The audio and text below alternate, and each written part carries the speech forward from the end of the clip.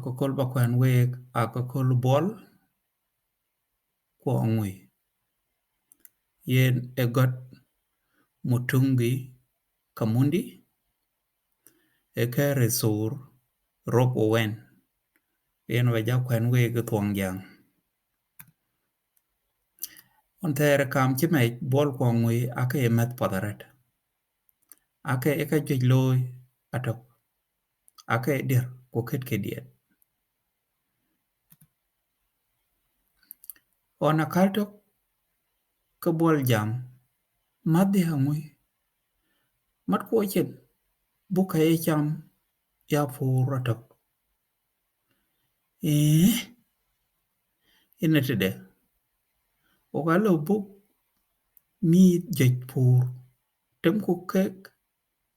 ku e ko kek tini koy kok lwelo ngui ku yungu buk ya fur bol chetech teka ngui eno pak buk ya puro nyol ke gambol kulek bol ngui ya lon bi ke kapi ya lo domich teke kamken lwel bol londia abia tiet anyol tini diet kulek bol ngui budom gwarech ror chom kupon ba nyon nyai domich ngui achikeden che dakpo ne tek loy lwel lan chini yen yeg londit ke lwel bol lon relich e lonti chubi diet ina relich kwa tiege jaret londia achi polich ana biya yid team ni ku chob die ror akol kwa ko ku yini che lo ba ya yid team lwel bol ngui achi wel chi bol ka lwel gam achi gam budom gware jarat e londi daret bol achin kichi kan kony sin na wina chi dom thul e porich ka ngui bere nyol chom dome jaban rat on chia nyon ber kiel domich ka ngui ber dom pon yen eloni ditaret aya bol achiran ma domich ku nyuj alelnum akedi diet madhia eran loy en eran yen lek beloy yen e lui chimande makana en eran mugloy e loy liet ye pur kuren ye wech koth ye kachom anyon ye tem anyon len ye kubay be domich madhia eran loy onche anyol tiok kaluok bola chibana toke mit po ye rer ka ket domich ka chob dieror chob dieror achelon relich yen aken kan kwertuch anyol achi jaluok akor bi jal duong bech domich bol achang uyok lon bi kek kachiluok domich tek e kamken achi bol lwel ana beka ye luok ni tiop nom nyal aben duong bech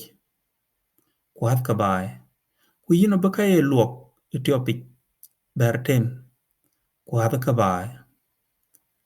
achi ngui tagich ku yok ke e tekpot achi bol lwel e gana beka cha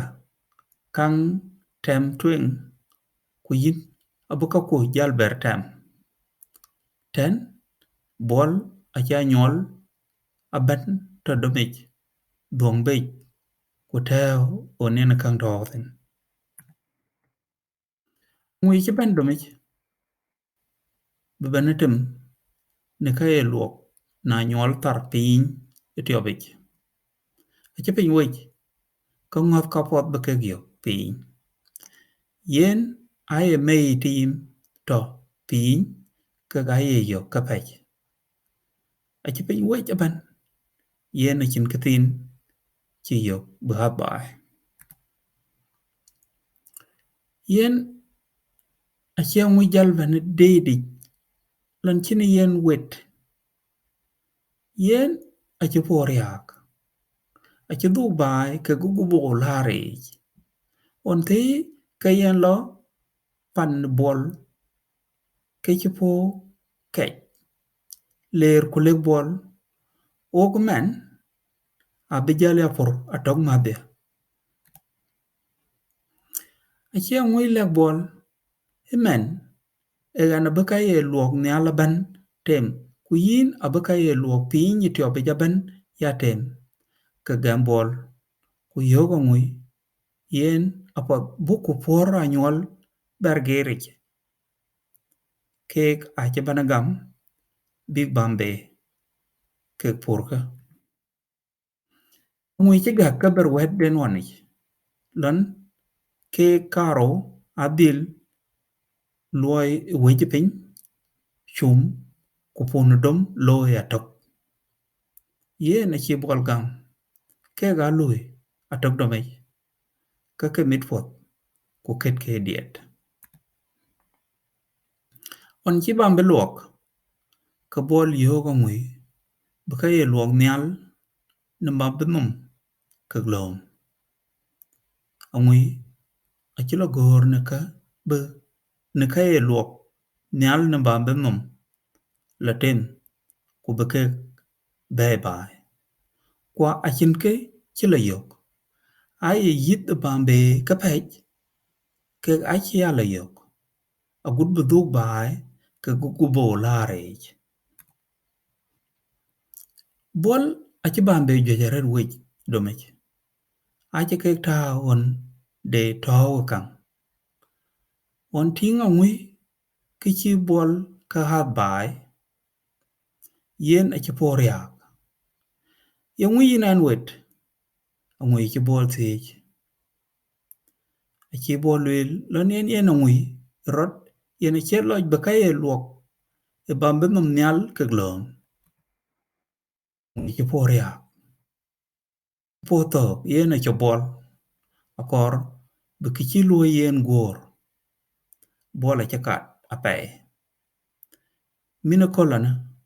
bol kwa ngui haken berbane amet yena kan madhe kapat ay jeng lwel an madhe wardet sigrat ayin bol kayin ngui namandui. Thank you for watching.